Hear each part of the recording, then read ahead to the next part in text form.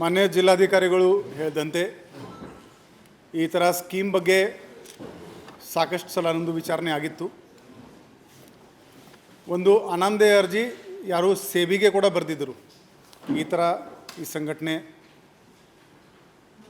ದುಡ್ಡು ಕೇಳ್ತಾ ಇದ್ದಾರೆ, ತಗೊಳ್ತಾ ಇದ್ದಾರೆ.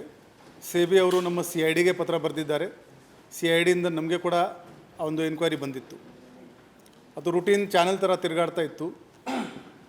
ಈ ಮನುಷ್ಯ ಈ ಶಿವಾನಂದ ನೀಲನ್ನವರ್ ಇವನು ಉಡುಪಿ ಜಿಲ್ಲೆಯಲ್ಲಿ ಒಂದು ಭಾಷಣದಲ್ಲಿ ನನ್ನ ಹತ್ರ 15,000 ಗನ್ ಇದೆ, ಜನ 10 ಲಕ್ಷ ಕೋಟಿ ಕೊಡೋಕ್ಕೆ ನನಗೆ ಲೈನಲ್ಲಿ ನಿಂತಿದ್ದಾರೆ. ಆವಾಗ it was a red flag for us.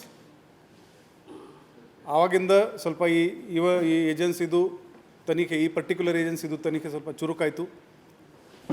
ನಾವು ಸೇಬಿಗೆ ಕಾಂಟ್ಯಾಕ್ಟ್ ಮಾಡಿದ್ದೀವಿ. ಅವರು ಹೇಳಿದ್ದಾರೆ ನಾವು ನಿಮಗೆ ಎನ್ಕ್ವೈರಿಗೆ ಹೇಳ್ತಾ ಇದ್ದೀವಿ, ಇವನು ನಮ್ಮ ಜೊತೆಗೆ ರಿಜಿಸ್ಟರ್ಡ್ ಇಲ್ಲ. RBI ಬೆಂಗಳೂರಿಗೆ ಮಾತಾಡಿದ್ದೀವಿ. ಅವರು ಒಂದು ಲಿಂಕ್ ಕಳಿಸಿದ್ದಾರೆ ಅವ್ರ ವೆಬ್ಸೈಟ್ದು. ಅದರಲ್ಲಿ 9,000ಕ್ಕಿಂತ ಜಾಸ್ತಿ NBFC ಇನ್ಸ್ಟಿಟ್ಯೂಷನ್ಸ್ ಏನಿದೆ ಅದರದ್ದೊಂದು ಲಿಂಕ್ ಕಳಿಸಿದರು ನಮಗೆ. ಆ ಲಿಂಕ್ನಲ್ಲಿ ನಾವು ಸರ್ಚ್ ಮಾಡಿದ್ದೀವಿ. ಈ ಫಾರ್ಮ್ದು ಅದರಲ್ಲಿ ರಿಜಿಸ್ಟ್ರೇಷನ್ ಇರಲಿಲ್ಲ. ಮತ್ತು ಅವರಿಗೆ ಇಮೇಲ್ ಹಾಕಿದ್ದೀವಿ, ಈ ಫಾರ್ಮ್ ನಿಮ್ಮಲ್ಲಿ ಯಾವುದರಲ್ಲಿ ಇದರಲ್ಲಿ ರಿಜಿಸ್ಟರ್ಡ್ ಇದೆ ಅಥವಾ ಇಲ್ಲ. ಇಷ್ಟು ಮಾಡಿಕೊಂಡು ಸ್ವಲ್ಪ ಸೋಷಿಯಲ್ ಮೀಡಿಯಾದಲ್ಲಿ ಕೂಡ ಸರ್ಚ್ ಮಾಡಿದ್ದೀವಿ. ಈ ಫರ್ಮ್ ಈ ಥರ ಕಲರ್ಫುಲ್ ಪ್ಯಾಂಪ್ಲೆಟ್ಸ್ನಲ್ಲಿ ನೀವು 1 ಲಕ್ಷ ಕೊಟ್ಟಿದ್ದರೆ ತಿಂಗಳಕ್ಕೆ 3,000 ಬರುತ್ತೆ, ಈ ಥರ 5 ಲಕ್ಷ ಇಟ್ಟಿದ್ದರೆ 15,000 ಬರುತ್ತೆ ಅಂತ ಜನರಿಗೆ ಭಾಳ ಅಟ್ರಾಕ್ಟಿವ್ ಆಗಿ ಇದು ವಾಟ್ಸಪ್ನಲ್ಲಿ ಸರ್ಕ್ಯುಲೇಟ್ ಆಗ್ತಾಯಿತ್ತು. ಇದು ಮಾಡಿದ ಮೇಲೆ ನಾವು ಜನರಿಗೆ ಕಾಂಟ್ಯಾಕ್ಟ್ ಮಾಡೋಕ್ಕೆ ಶುರು ಮಾಡಿದ್ವಿ, ಯಾರು ಇದರಲ್ಲಿ ಇನ್ವೆಸ್ಟ್ ಮಾಡಿದ್ದಾರೆ. ಅವರು ಸರ್ ನಮಗೆ ಕಂಪ್ಲೇಂಟ್ ಕೊಡಲ್ಲ ಸರ್, ನಿಮಗೆ ತೋರಿಸ್ತೀವಿ ಅಂತ ಹೇಳಿದರು. ಇದು ಒಂದು ಸ್ಯಾಂಪಲ್ ಹ್ಯಾಂಡ್ ಲೋನ್ ಅಗ್ರಿಮೆಂಟ್ ಇದೆ. ಇದರಲ್ಲಿ ಅವನು ಪಾರ್ಟಿ 1 ಲೋನ್ ಕೊಡುವವನು ಪಾರ್ಟಿ 2, ಇವು ನಾವೆಲ್ಲ ಫ್ಯಾಮಿಲಿ ಇದ್ದೀವಿ, ನಮಗೆ ಕಷ್ಟ ಇದೆ, ಇವರು ನನಗೆ ದುಡ್ಡು ಕೊಡ್ತಾ ಇದ್ದಾರೆ ಅಂತ ಅವನು ಅಗ್ರಿಮೆಂಟ್ ಎಲ್ಲರಿಂದ ಮಾಡಿಸಿದ್ದಾನೆ. ಈಗ ಜನ ಅವನ ಮೇಲೆ ಯಾಕೆ ನಂಬಬೇಕು? ಅವನು ಎಷ್ಟು ಹ್ಯಾಂಡ್ ಲೋನ್ ತೊಗೋತಾನೆ ಅದರದ್ದು ಬ್ಲ್ಯಾಂಕ್ ಚೆಕ್, ಈ ಥರ ಅವನು ಬ್ಲ್ಯಾಂಕ್ ಚೆಕ್ ಮೇಲೆ ಸೈನ್ ಮಾಡಿಕೊಂಡು ಅದೇ ಈಕ್ವಲ್ ಅಮೌಂಟ್ ಹಾಕ್ಕೊಂಡು ಅವರಿಗೆ ಆ್ಯಸ್ ಅ ಗ್ಯಾರಂಟಿ ಕೊಡ್ತಾ ಇದ್ದ. ಒನ್ ರೂಲ್ ವಾಟ್ ಈ ಶಿವಾನಂದನ್ ಫಾಲೋ ಮಾಡಿದಾನೆಂದರೆ, ಇವನು ಯಾರು ಡಿಪಾಸಿಟ್ ಮಾಡಿದರೆ ಅವರು ಎಲ್ಲಿಗೆ ಆ 3% ಕಂಟಿನ್ಯೂಸ್ ಆಗಿ ಕೊಡ್ತಾ ಹೋಗಿದ್ದಾನೆ. ಅದರಿಂದ ಯಾರಿಗೆ ಇವನ ಮೇಲೆ ಡೌಟ್ ಬಂದಿಲ್ಲ. ನಾವು the larger question is, can any firm on the planet 3% ಪ್ರತಿ ತಿಂಗಳು ಕೊಡೋಕ್ಕೆ ಆಗುತ್ತಾ? That is the basic question. ಇಲ್ಲಿ ಏನಿದೆ ಅಂದರೆ, ಇವತ್ತು 10 ಜನ ಇದ್ದಾರೆ, ಅವರಿಗೆ ಇವರು 3% ಕೊಡಬೇಕು. ಈ 10 ನೋಡಿಕೊಂಡು ಇನ್ನೂ 20 ಸೇರ್ ಆಗ್ತಾರೆ. ಅವರು ಸೇರಿದ ಮೇಲೆ ಅವರಿಂದ ದುಡ್ಡು ತೊಗೊಂಡು ಇವರಿಗೆ 3% ಶುರು ಆಗುತ್ತೆ. ಈ 20 ಸೇರಿದ ಮೇಲೆ ಇನ್ನೂ 40 ಬರ್ತಾರೆ, ಅವರಿಂದ ದುಡ್ಡು ತೊಗೊಂಡು ನಿಮಗೆ 20ಗೆ ಸರ್ ಆಗುತ್ತೆ. ಬಟ್ ಈ ಪಿರಾಮಿಡ್ ಏನಿದೆ ಒಂದಿನ ಅದರ ಸ್ವಂತ ವೇಟ್ ಮೇಲೇ ಕೊಲ್ಯಾಪ್ಸ್ ಆಗುತ್ತೆ. ಇದರಲ್ಲಿ ನಮಗೆ ಸಮಾಧಾನ ಏನಿದೆ ಅಂದರೆ, ಯಾವ ಒಂದಿನ ಈ ಥರ ದುಡ್ಡು ತೊಗೊಂಡು ಅವನು ವಿದೇಶಕ್ಕೆ ಓಡೋಗಿ ಆಮೇಲೆ ನಮ್ಮ ಹತ್ರ ಇನ್ವೆಸ್ಟರ್ ಬರೋ ಬದಲು, ಈಗಾಗಲೇ ಜಿಲ್ಲಾ ಆಡಳಿತ ಕಡೆಯಿಂದ ನಾವು ನಮ್ಮ ಫೈಂಡಿಂಗ್ಸ್ ಏನಿತ್ತು ಆ ಎಲ್ಲ ನಮ್ಮ ಜಿಲ್ಲಾಧಿಕಾರಿ ಅವರಿಗೆ ಕೊಟ್ಟಿದ್ದೀವಿ. ಅದರಲ್ಲಿ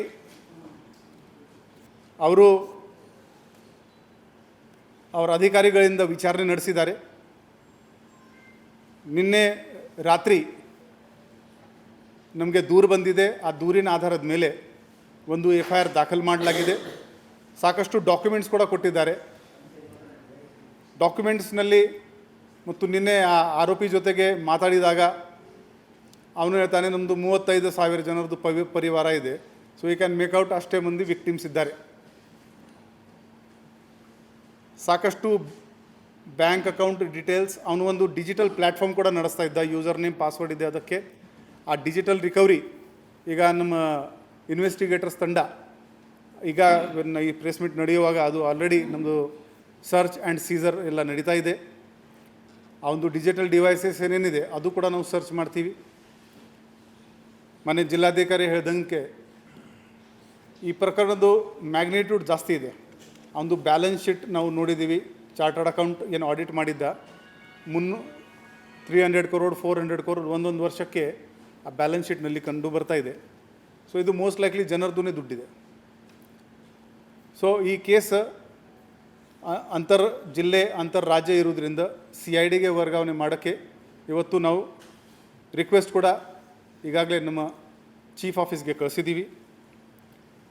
ನಿನ್ನೆ ಈ ಇಂಟ್ರೋಗೇಷನ್ ಇವನಿಗೆ ಮಾಡುವಾಗ ಫಸ್ಟ್ ಪ್ರಶ್ನೆ ಇವರಿಗೆ ಇತ್ತು, ನೀವು ರಿಜಿಸ್ಟರ್ಡ್ ಇದ್ದೀರಾ? ಉತ್ತರ ಇತ್ತು ಇಲ್ಲ. ಅವ್ರದ್ದು ಪಾಸ್ಟ್ ಲೈಫ್ ಬಗ್ಗೆ ಕೇಳಿದಾಗ it was even more shocking. ಅವ್ರ ಕ್ವಾಲಿಫಿಕೇಷನ್ ಕೇಳಿದ್ದೀವಿ, ಎಲ್ಲಿ MBA ಆಗಿದ್ದಾರೆ, MBA ಫೈನಾನ್ಸ್ ಆಗಿದ್ದಾರೆ, ಭಾಳ ಮಾರ್ಕೆಟ್ದು ಉನ್ನತ ನಾಲೆಜ್ ಇದೆ ಅಂತ. ಕ್ವಾಲಿಫಿಕೇಷನ್ ಕೇಳಿದಾಗ ಅವರು ಹೇಳ್ತಾರೆ PUC ಆಗಿದ್ದಾನೆ ಅಂತ. ಸೊ ಸ್ಟಾಕ್ ಮಾರ್ಕೆಟ್ನಲ್ಲಿ ಕೂಡ ನಿಮಗೆ ಇನ್ವೆಸ್ಟ್ ಮಾಡಬೇಕಾದ್ರೆ ಸ್ವಲ್ಪ ಅಂಡರ್ಸ್ಟ್ಯಾಂಡಿಂಗ್ ಇರಬೇಕು. ಸೊ ಆಮೇಲೆ ಅವನು ಹೇಳ್ತಾನೆ ಅವನು FMCG, fisheries, real estates, social service ಇಲ್ಲಿ ಎಲ್ಲ ಇನ್ವೆಸ್ಟ್ಮೆಂಟ್ ಮಾಡಿದ್ದಾನೆ ಅಂತ. ಸೊ ಈಗ ನಮಗೆ ಎಕ್ಸ್ಪರ್ಟ್ದು ಕೂಡ ಅವಶ್ಯಕತೆ ಬೇಕಾಗುತ್ತದೆ, ಯಾಕಂದರೆ ಆ ಬ್ಯಾಲೆನ್ಸ್ ಶೀಟ್ಸ್ ಇವೆ. ಇವನು ಕೆಲವು ಇನ್ವೆಸ್ಟ್ಮೆಂಟ್ ಸ್ಟಾಕ್ ಮಾರ್ಕೆಟ್ನಲ್ಲಿ ಕೂಡ ಮಾಡಿದ್ದಾನೆ. DC ಅವರು ಹೇಳ್ದಂಗೆ ಈಗಾಗಲೇ ನಾವು ಯಾವಾಗ ಮಾತಾಡ್ತಾ ಇದ್ದೀವಿ, ಈಗಾಗಲೇ ಎಲ್ಲ ಕರೆಸ್ಪಾಂಡೆನ್ಸ್ಗಳು ಶುರು ಆಗಿದೆ. ನಮ್ಮ ಡಿಪಾಸಿಟರ್ಸ್ದು ಏನು ಠೇವಣಿ ಇದೆ ಅದು ಕಾಪಾಡೋಕ್ಕೆ ನಾವು ಹೆಚ್ಚಿನ ಪ್ರಯತ್ನ ಮಾಡ್ತಾಯಿದ್ದೀವಿ. ಮತ್ತು ಈ ಪೂರ್ತಿ ಮ್ಯಾಟ್ರ್ ಇಲ್ಲಿ ನಿಲ್ಲಲ್ಲ. ಇದರಲ್ಲಿ ಬರೋ ದಿನಗಳಲ್ಲಿ ನಮ್ಮ ಬೆಳಗಾವಿ ನಗರದಲ್ಲಿ ಆಗಲಿ, ಜಿಲ್ಲೆಯಲ್ಲಿ ಆಗಲಿ, ಎಲ್ಲೆಲ್ಲಿ ಈ ಥರ 3%, 4%, 5% ಏನೇನು ಆಗ್ತಾಯಿದೆ ಅದರ ಬಗ್ಗೆ ಕೂಡ ಖಂಡಿತಾಗಿ ವಿಚಾರಣೆ ಮಾಡಿಕೊಂಡು ಎಲ್ಲರ ಮೇಲೆ ನಾವು ಕಾನೂನು ರೀತಿಯ ಕ್ರಮ ಜರುಗಿಸ್ತೀವಿ. ಹೌದು, ಅವನು ಇಲ್ಲಿ ಬೆಳಗಾವಿನಲ್ಲಿ ಕರಿಯರ್ ಶುರು ಮಾಡಿದಾಗ ಅವನು ಐಸ್ ಕ್ರೀಮ್ ಸೇಲ್ ಮಾಡ್ತಾಯಿದ್ದ, ಡ್ರೈವಿಂಗ್ ಮಾಡ್ತಾಯಿದ್ದ, ಎಲ್ಲ ಪೆಟಿ ಜಾಬ್ಸ್ ಕೂಡ ಮಾಡಿದ್ದಾನೆ. ಆಮೇಲೆ ಐಸ್ ಕ್ರೀಮ್ ಫ್ಯಾಕ್ಟ್ರಿ ಹಾಕಿದ್ದಾನೆ, ಅದು ಲಾಸ್ನಲ್ಲಿ ಹೋಯಿತು. ಆಮೇಲೆ ಯಾರಿಂದ ಸಾಲ ತಗೊಂಡು 2016ನಲ್ಲಿ ಅವನು ಸ್ಟಾಕ್ ಎಕ್ಸ್ಚೇಂಜ್ನಲ್ಲಿ ಇನ್ವೆಸ್ಟ್ಮೆಂಟ್ ಶುರು ಮಾಡಿದ್ದಾನೆ.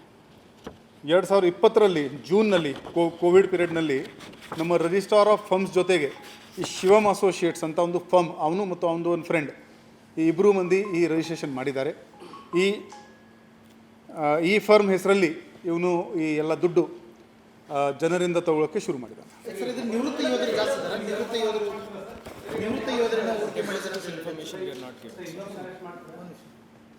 ಈಗ FIR ಆಗಿ ಬರೀ 16 ಗಂಟೆ ಆಗಿದೆ. ನಾವು ಆ ಡಿಜಿಟಲ್ ಎವಿಡೆನ್ಸ್ ಏನಿದೆ ಅವನು ಎಕ್ಸ್ಟ್ರಾಕ್ಟ್ ಮಾಡಿಕೊಂಡು ಕಾಪಿ ತಗೊಂಡು ಅನಾಲಿಸಿಸ್ ಮಾಡಬೇಕು. ಹೇಳಿ ಕೇಳಿ ಏನು ಬಂದಿದೆ, I cannot comment on camera. So ಆ ಲಿಸ್ಟ್ ನೋಡದೆ ನಾನು ಅದರ ಬಗ್ಗೆ ಕಮೆಂಟ್ ಮಾಡೋಕ್ಕೆ ಆಗಲ್ಲ.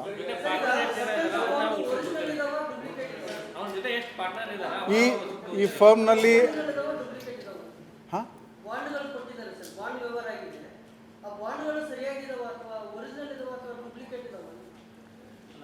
ಬಾಂಡ್ ಲೀಗಲ್ ಸ್ಯಾಂಕ್ಟಿಟಿಗೆ ಏನು ಒಂದು ಮ್ಯಾಕ್ಸಿಮಮ್ NI ಆ್ಯಕ್ಟ್ನಲ್ಲಿ ಆಗುತ್ತೆ ಅಕೌಂಟಬಿಲಿಟಿ ಅಷ್ಟೇ. ಬಾಂಡ್ ಇಂಪಾರ್ಟೆಂಟ್ ಅಲ್ಲ, ಠೇವಣಿ ಇಂಪಾರ್ಟೆಂಟ್, ಡೆಪಾಸಿಟ್ ಇಂಪಾರ್ಟೆಂಟ್. ಅದು ಲೀಗಲ್ ಆಸ್ಪೆಕ್ಟ್ಸ್ ನಾವು ನುವಾನ್ಸಸ್ ಚೆಕ್ ಮಾಡ್ತೀವಿ.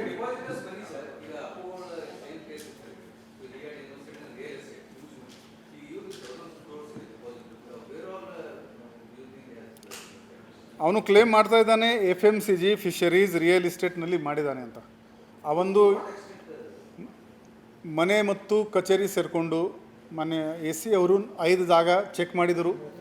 ಈಗ ಸರ್ಚ್ ಆ್ಯಂಡ್ ಸೀಸರ್ ಅಲ್ಲಿ ಆಗ್ತಾಯಿದೆ. ಇದಕ್ಕೆ ಬಿಟ್ಟು ಇನ್ನೂ ಕೆಲವು ಕಡೆ ಅವನು ಕಚೇರಿ ಓಪನ್ ಮಾಡಿದ್ದಾನೆ. ಆ ಕಚೇರಿಗಳು ಕೂಡ ಚೆಕ್ ಮಾಡ್ತೀವಿ ನಾವು. ಬಟ್ ಮೇನ್ ಇಲ್ಲಿ ನಮ್ಮ ಶಿವಬಸವನಗರ್ನಲ್ಲಿ ಏನಿದೆ ಅದೇ ಮೇನ್ ಒಂದು head quarter. Financial dealing maximum website ಮುಖಾಂತರ ಆಗ್ತಾಯಿತ್ತು. ಅದು ನಮ್ಮ ಈಗ ಕಸ್ಟಡಿನಲ್ಲಿ ಇದೆ.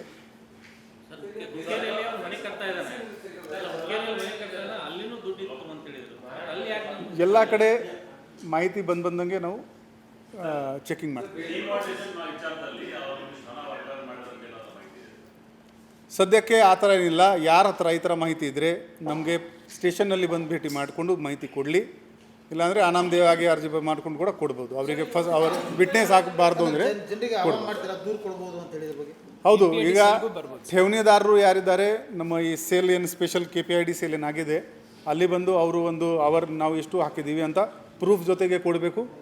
ಸೆಕೆಂಡ್, ಇವರು ಹೇಳ್ದಂಗೆ ಈ ಪ್ರಕರಣ ಬಗ್ಗೆ ಏನಾದರೂ ಮಾಹಿತಿ ಇದ್ದರೆ ನೇರವಾಗಿ ನಮಗೆ ಕೊಡಬೇಕಾದ್ರೆ ಮಾರುತಿ ಸ್ಟೇಷನ್ಗೆ ಬನ್ನಿ, ಇಲ್ಲಾಂದರೆ ನಮ್ಮ ವೆಬ್ಸೈಟ್ನಲ್ಲಿ ನನ್ನ ಬೆಳಗಾವಿಗಾಗಿ ನನ್ನ ಸಲಹೆ ಅಂತ ಒಂದು ಕಾಲಮ್ ಇದೆ, ಅಲ್ಲಿ ನೀವು ನಿಮ್ಮ ಹೆಸರು ಕೊಡೋದು ಅವಶ್ಯಕತೆ ಇಲ್ಲ.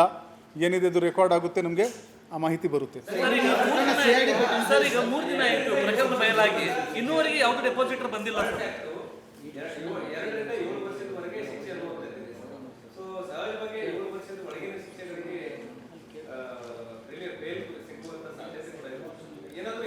ನಾವು ಮಾನ್ಯ ಪಿ ಡಿ ಜೆ ಅವರಿಗೆ ಇವರಿಗೆ ಪ್ರೊಡ್ಯೂಸ್ ಮಾಡುವಾಗ ಸ್ಟ್ರಾಂಗ್ಲಿ ಇವ್ರದ್ದು ಜುಡಿಷಿಯಲ್ ಕಸ್ಟಡಿನೇ ರೆಕಮೆಂಡ್ ಮಾಡ್ತೀವಿ.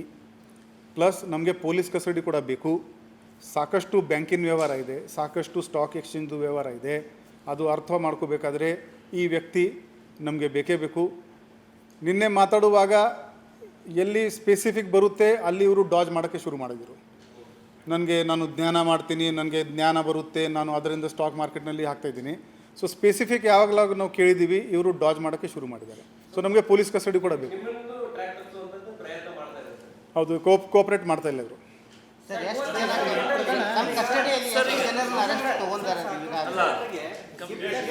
ಇಟ್ಸ್ ಇನ್ವೆಸ್ಟಿಗೇಷನ್ ಯಾರ್ದು ಅವಶ್ಯಕತೆ ಎಲ್ಲರದು ಎನ್ಕ್ವೈರಿ ಆಗುತ್ತೆ. ಕಲ್ಪೆಬಿಲಿಟಿ ಇದ್ದರೆ ಕ್ರಮ ಆಗುತ್ತೆ. ಅದು ಎಲ್ಲ part of investigation. That all will be. Even 10 ರೂಪಾಯಿದು ಕೂಡ ಪರ್ಚೇಸ್ ಆಗಿದ್ದರೆ ಅದು ಜನರದು ದುಡ್ಡು ಇದೆ. It will be part of the investigation. Sir, ಈ ಪ್ರಕರಣದಲ್ಲಿ CID ಕೊಟ್ಟಿರೋ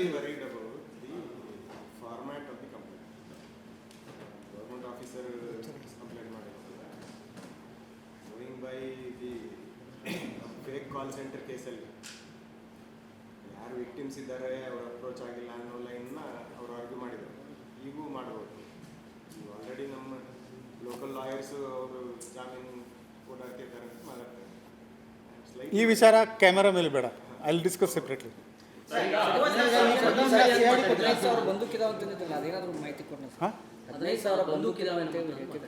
ಹೌದು, ಅದು ಕೂಡ ದಟ್ ವಾಸ್ ದ ಟ್ರಿಗರ್. ಈ ಸಂಘಟನೆಯಿಂದ ನಾವು ಹೋಗೋದು ಕಾರಣನೇ ಅದಿತ್ತು. ಆ ಮಾತೇನಿತ್ತು, ದಟ್ ವಾಸ್ ದ ಟ್ರಿಗರ್. ನಮಗೆ ಗಾಬರಿ ಏನಾಯಿತು, ಇವನು ಗ್ಯಾಂಗ್ ಕಟ್ತಾ ಇದ್ದಾನೆ ಅಂತ. ಸೊ ಈಗ ಮನೆ ಸರ್ಚ್ನಲ್ಲಿ ಮಾಡುವಾಗ ನಮ್ಮ ಇನ್ಸ್ಪೆಕ್ಟರ್ಗಳಿಗೆ ಅದೇ ಹೇಳಿದ್ದೀವಿ. ಬಾಕಿ ಫೈನಾನ್ಷಿಯಲ್ ಜೊತೆಗೆ ವೆಪನ್ ವಗೇರ ಇದೆಯಾ ಇಲ್ಲ, ಆರ್ಮ್ ಲೈಸೆನ್ಸ್ ಇದೆ ಇಲ್ವಾ, ಈಗ ಇಂಟ್ರಾಗೇಷನ್ನಲ್ಲಿ that will also be integral part.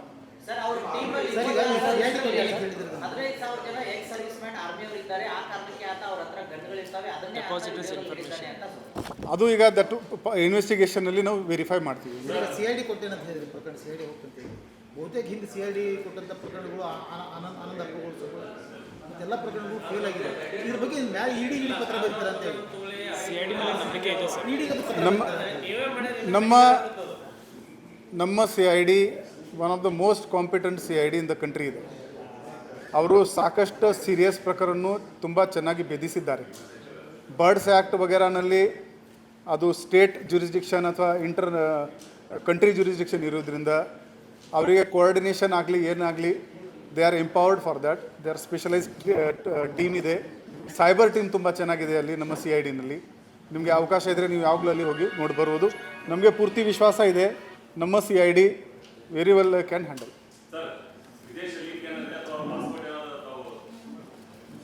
ಇವತ್ತು ಜಪ್ತ್ ಮಾಡ್ತಾರೆ.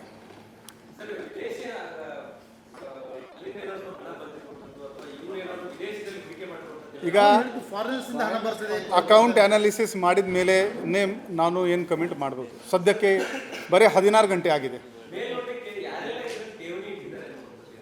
ಡೆಪಾಸಿಟರ್ಸ್ ಇನ್ಫಾರ್ಮೇಷನ್ ಸದ್ಯಕ್ಕೆ ಕೊಡಲ್ಲ.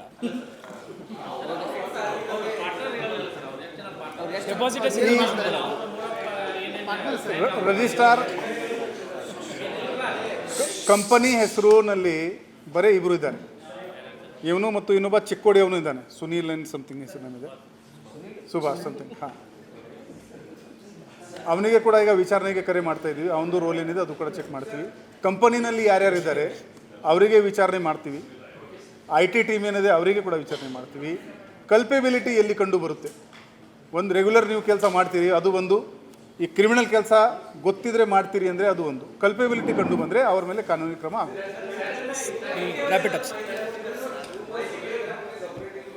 I have already answered that question, Mr. One by one bite at a time. इसको finish कर. Last 2 questions.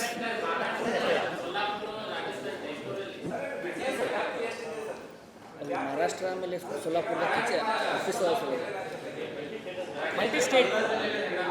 ಮಲ್ಟಿ ಸ್ಟೇಟ್ ನಮಗೆ ಕೂಡ ಕೇಳಿ ಬಂದಿದೆ. ಈಗ ಡಾಕ್ಯುಮೆಂಟ್ಸ್ ನೋಡಿಕೊಂಡು ವಿಲ್ ಗೋ ಹೆಡ್. ಇಲ್ಲ ಸದ್ಯಕ್ಕಿಲ್ಲ. ಇಲ್ಲ, ಸದ್ಯಕ್ಕಿಲ್ಲ. CIDಗೆ ರೆಫರ್ ಮಾಡ್ತೀವಿ.